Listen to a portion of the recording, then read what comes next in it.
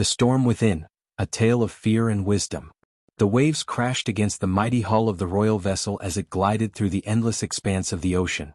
The golden sunlight shimmered on the water's surface, reflecting the grandeur of the ship, a floating palace designed for a king. Its sails billowed in the wind, carrying it forward, while the sound of seagulls echoed in the open sky. Among the passengers aboard was the king himself, a man of wisdom and authority.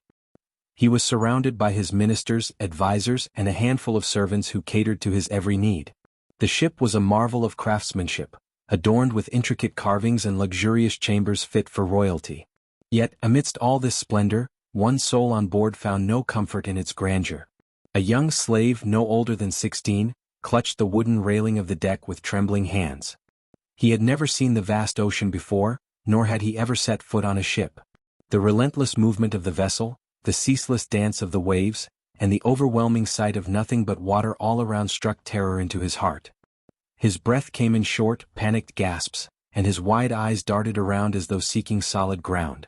The other passengers watched him with amusement and irritation. He clung desperately to a post, sobbing and shivering, refusing to be comforted by soothing words. Even the seasoned sailors, accustomed to turbulent waters, found his fear excessive. His cries of terror filled the air, disrupting the peace of the royal entourage.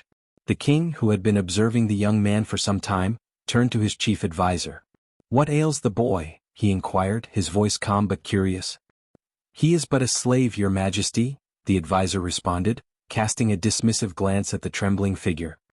"He has never been on a ship before. The sea terrifies him."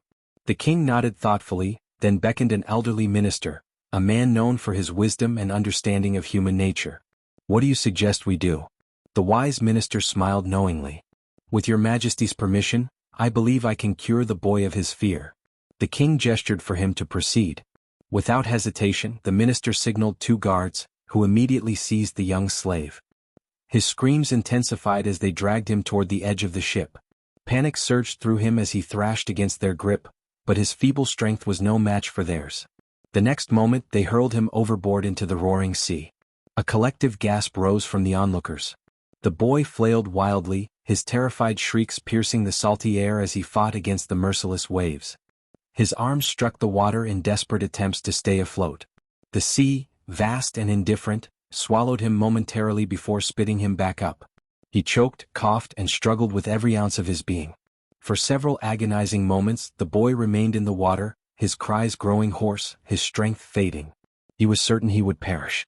Then, just as his endurance seemed to wane, the guards threw down a rope and pulled him back onto the deck. He collapsed onto the wooden planks, coughing up seawater, his chest heaving with exertion. But something had changed. The moment his feet touched the firm surface of the ship, the terror that had consumed him was gone. He no longer trembled. He no longer wept.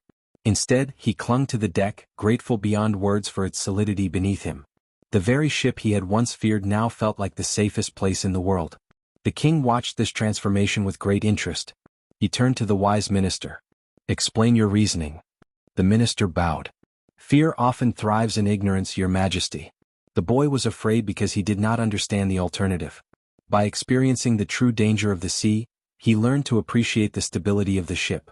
Sometimes one must taste hardship to recognize the blessings they already possess. A slow smile spread across the king's face as he absorbed the lesson.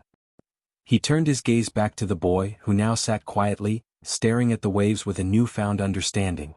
That night, as the ship sailed under a blanket of stars, the young slave lay awake on the deck, gazing at the heavens. He had learned more than just how to survive the sea, he had learned a lesson about life. Fear loses its grip when one faces it head-on.